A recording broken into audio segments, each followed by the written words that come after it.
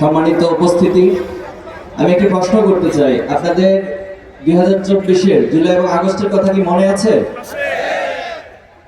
বাংলাদেশের 18 কোটি মানুষের জুলাই এবং আগস্টের কথা মনে আছে, কিন্তু দুর্ভাগ্য হলো বিশেষ কিছু গোষ্ঠী যারা অতীতে ফ্যাসিবাদ কায়েমের ক্ষেত্রে সহযোগিতা করেছে, যারা অতীতে ফ্যাসিবাদী কাঠামোকে সহযোগিতা করে এ জমিনে হাজার হাজার মায়ের বুক, বাবার বুক খালি করেছে, অথবা যারা আজকে নব্য ফ্যাসিবাদ হয়ে ওঠার চিত্র তাদের চরিত্রের মধ্যে দেখা যাচ্ছে, তাদের মাঝে জুলাই এবং আগস্টকে ভুলে যাওয়ার প্রবণতা আমরা লক্ষ্য করছি।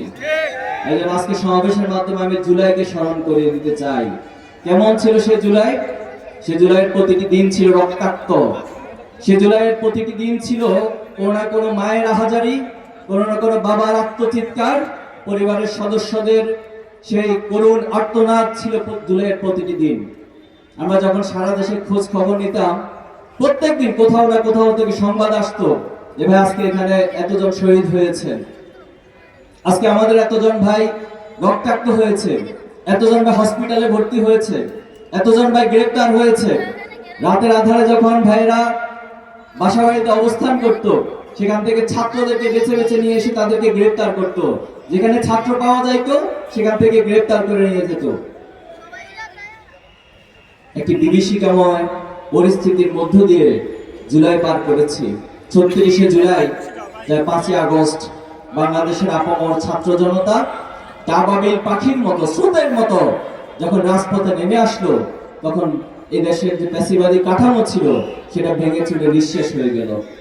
এবং ফ্যাসিবাদের যে দীর্ঘদিনের এখানে এস্টাবলিশমেন্ট, আধিপত্যবাদের যে এখানে দাদাগিরি প্রতিস্থাপন, সবকিছু ভেঙে চুরমার করে দিয়েছিল আমাদের সে জুলাই।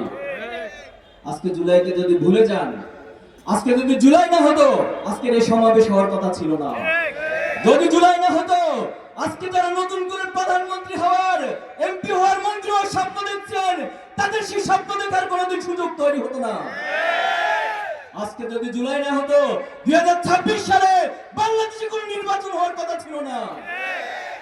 আজকে আপনারা জুলাইয়ের স্পিডকে ভুলে যাচ্ছেন, জুলাইয়ের সেই শহীদদেরকে ভুলে যাচ্ছেন, জুলাইয়ের সেই যে কাঠামো, যে এস্টাবলিশমেন্ট ছিল, যে সংস্কারের প্রশ্ন ছিল, শহীদদের যে তামান্না ছিল, আকাঙ্ক্ষা ছিল, সে প্রত্যাশাকে আজকে আপনারা ভেঙে চুরমার করে দিচ্ছেন।